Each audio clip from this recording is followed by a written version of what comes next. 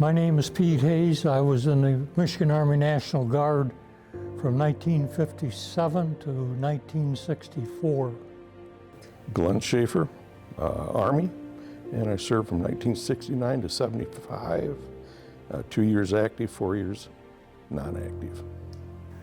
My name is Deb Marsh. I served in the United States Coast Guard for 27 years. My name is Larry Betts. I was in the Air Force, and I served from June 17th, 1965 to June 3rd, 1969. Robert Canablo, Corporal, United States Marine Corps, and I served from April 1966 to April 1969. My name is Robert Spence. I served in the United States Army. I was served for 4 years, from 1979 to 1983. Robert Marsh, United States Marine Corps, in 3 years. I'm James Marshall Schaefer, and I was in the United States Marine Corps in 1956 and 1958. When we first went to the recruiter, I was 17 years old and junior in high school. And another kid and I skipped school that morning, and we decided we would sign up for a 4-year term. Well, we didn't know that at 17 you needed parental signatures. Roy and I went to a restaurant in Adrian on Winter Street at that time, and we signed each other's father's name on the application. And we took it back to the recruiter, and from there on, it was history. We were National Guardsmen. At the time I was going to be graduating from high school, I knew that I would probably be drafted. And I did not want to be picked by any other branch but the Marine Corps.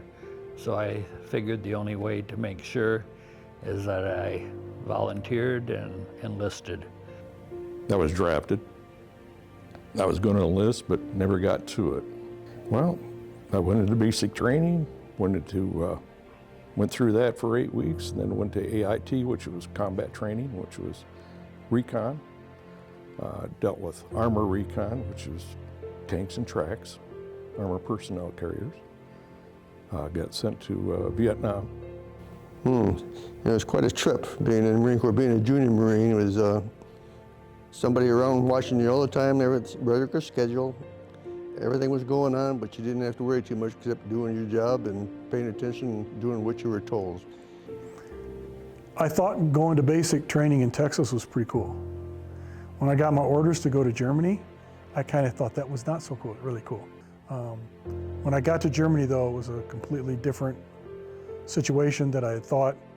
Well, when I first got in, I didn't like it because it was very, very disciplined, and they got their own programs and a way of teaching you to conform and do what you're told when you're told.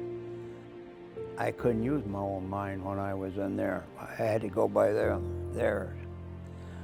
But after I got out, you know, I really appreciated what they taught me, because one thing the Marine Corps does teach you, or at that time anyway, 60 years ago, they taught you discipline. And without discipline in life, you're not going anywhere. I actually joined the Coast Guard because I was at the time in my life where I needed discipline. I needed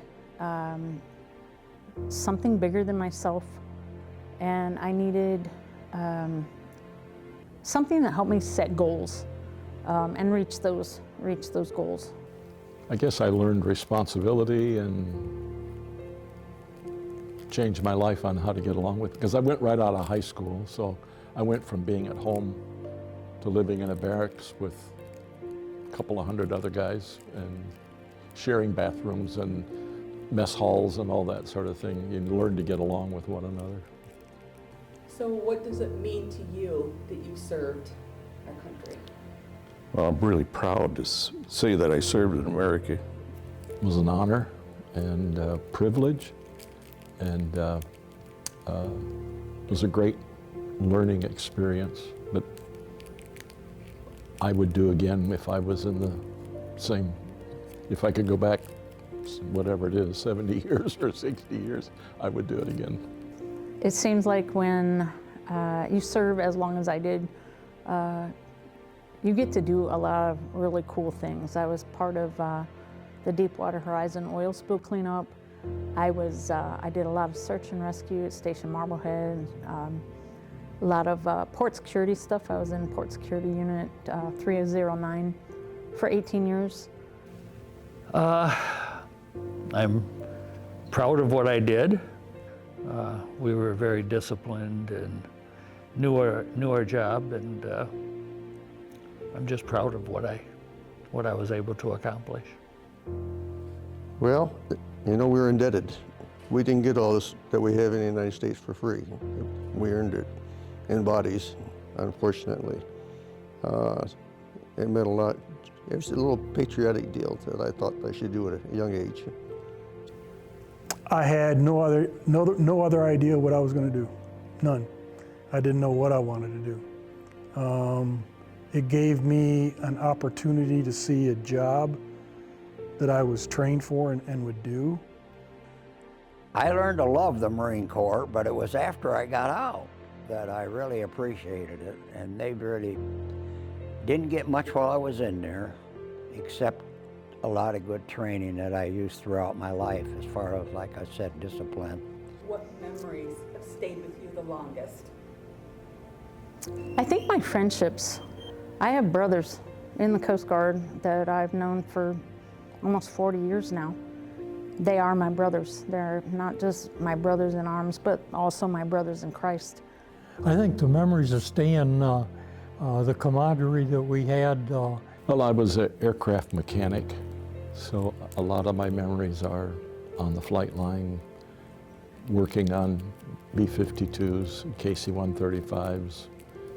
Memories, oh, well, I guess it was my time in Khe Sanh, and it wasn't the siege of '68. It was when our battalion was a fast reactionary battalion, and we were called in to help the 26th Marines in May of '67. Their recon found that there was numerous activity on the mountains around the Khe Sanh combat base, and they couldn't really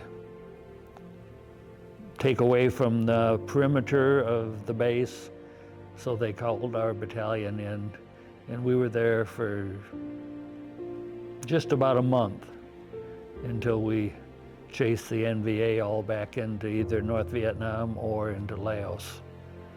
So I think that's, I remember that the most. Crash and brush all day is not a fun thing to do. You run into lots of things out there in the jungle. I lived out there for 8 months before I came in. In 1970, May 3rd, we lined up to assault Cambodia. That was enlightening when you go across the border to another country when you're not even supposed to be there. At that time, we were a few clicks in, and I liked President Nixon. He's my friend. He stopped us, turned us around. Good thing. It saved a lot of lives. So they needed a plumber in Okinawa to put in cast iron water lines, because you just couldn't drill down there and get water. Water had to be transported through pipes to different places and different bases. So I got the privilege of doing that, and then I got to work with the Okinawan people. And I learned a lot about their culture. Coming home, probably. It's kind of a shock. What was it like coming home? Not very good. It wasn't no better, and back in the 50s, the economy and everything wasn't very good. There was no jobs in that when I graduated in that. And 3 years later, coming home, there was no jobs available when I got out of the Marine Corps. So it was like, took a little training to get everything straight and narrow and say, well, this isn't all bad. We can we scoped with that, and we got along with it good in the Marine Corps for 3 years. We'll get through this. And we did. Still here. It was, I had no problem coming home. It was, of course, good to be home. It was an odd feeling. I left Fort Lewis, Washington after miles of travel on planes, Tiger Airlines, what have you.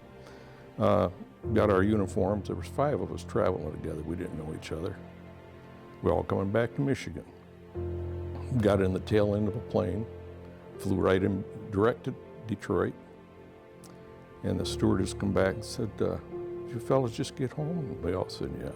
"You want to get off the plane first?" I said, "No, is there a back way off this thing?" I didn't want to get out, and I knew my parents were there. So we got off last, and I walked. My parents were there, my girlfriend was there, my brother was there, and his wife. Great greeting, you know. Feels funny. No, nobody spit on me, but yes, my friends had that problem when they come back through California. It was good to come home. It would have been better if we wouldn't have had to come through San Francisco. I spent probably 5 or 6 hours in the airport in San Francisco. At that time, we had to travel in uniform, and the people of San Francisco were, not probably all of them, but there was a lot of them that were not very nice. They pretty much harassed us from the time we got in the airport until we left. But it was good to be back in Michigan, though. My dad said, "What do you want to do first?" I said, "Go to McDonald's. I want a burger."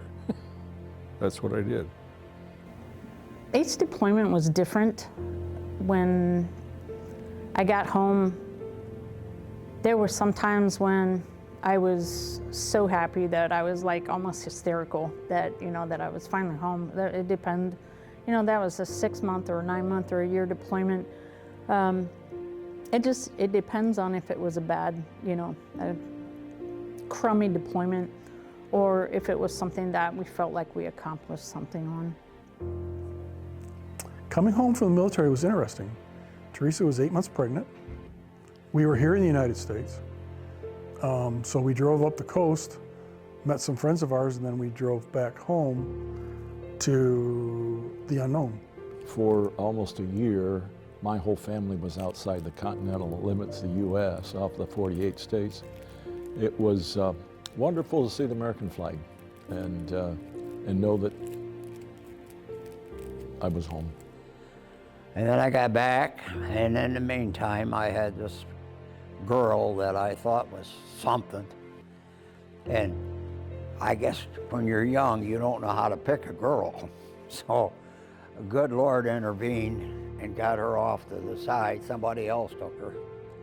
And 6 months before I got out, that was at the time I didn't think so, but that was really a blessing.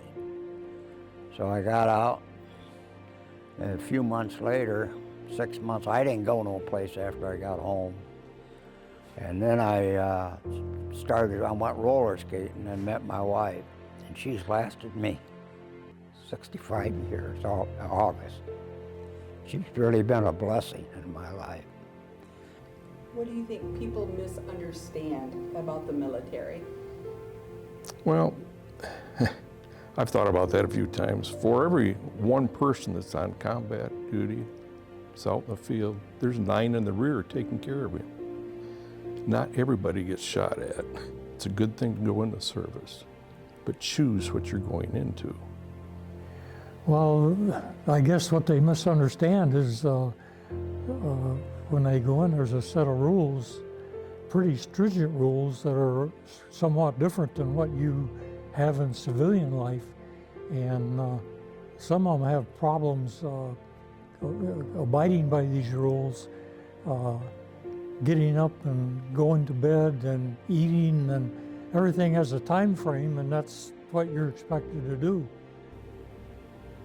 These are people that You know, you've heard the cliche, you sign a blank check, you know, and that can be cashed at any time.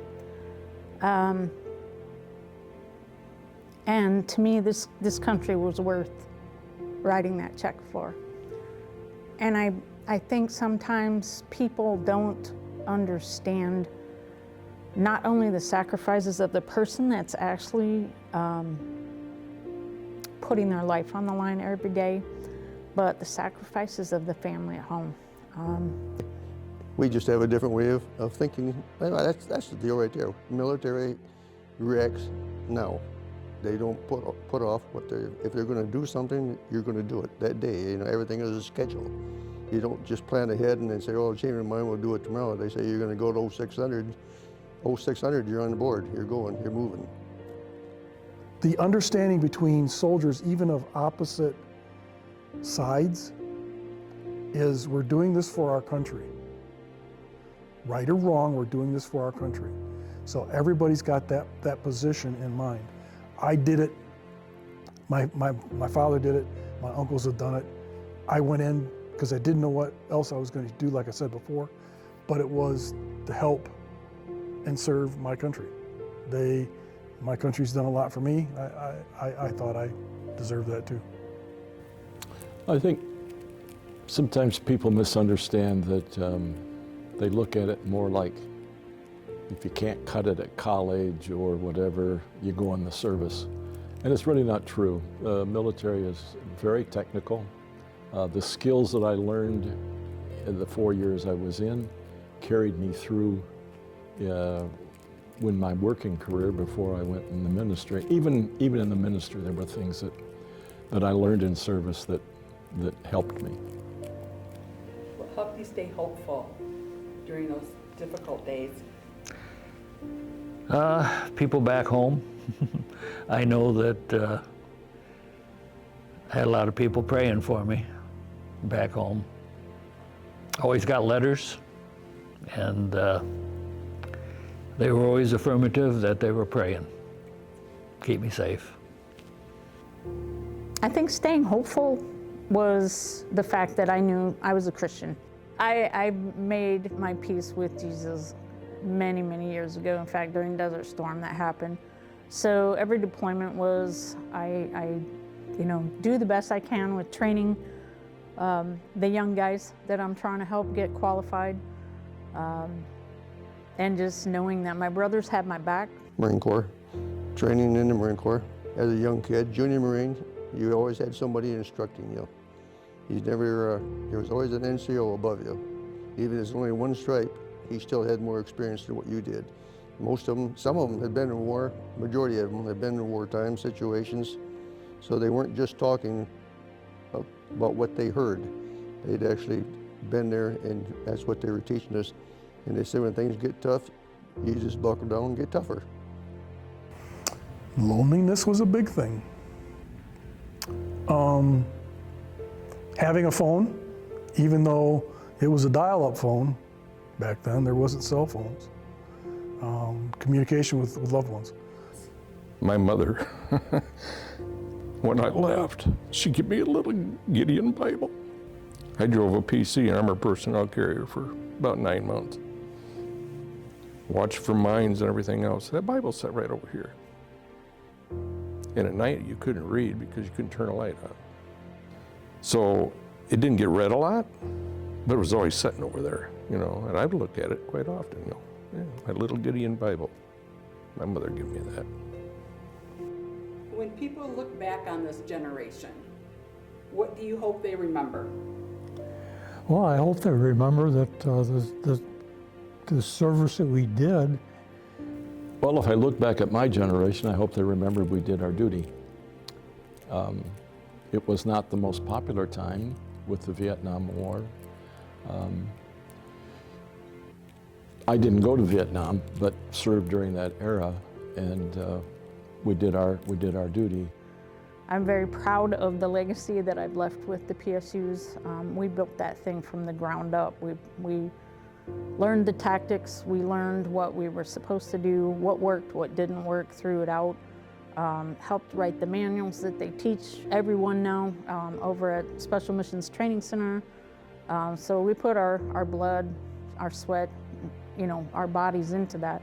Sacrifice, both families and the people that were on the lines, in the air, on the water. I think people are starting to come around a little bit more on the Vietnam War. There was a lot of controversy at that time. I'm hoping that in the future that more and more people will learn a little bit more about the Vietnam War and some of the downfalls, and also that we were there to help the South Vietnamese people. I would hope that people who've never been in the military, I'm not saying you have to love the military. Understand what the people went for, understand their motives, and just appreciate their motives for what they did.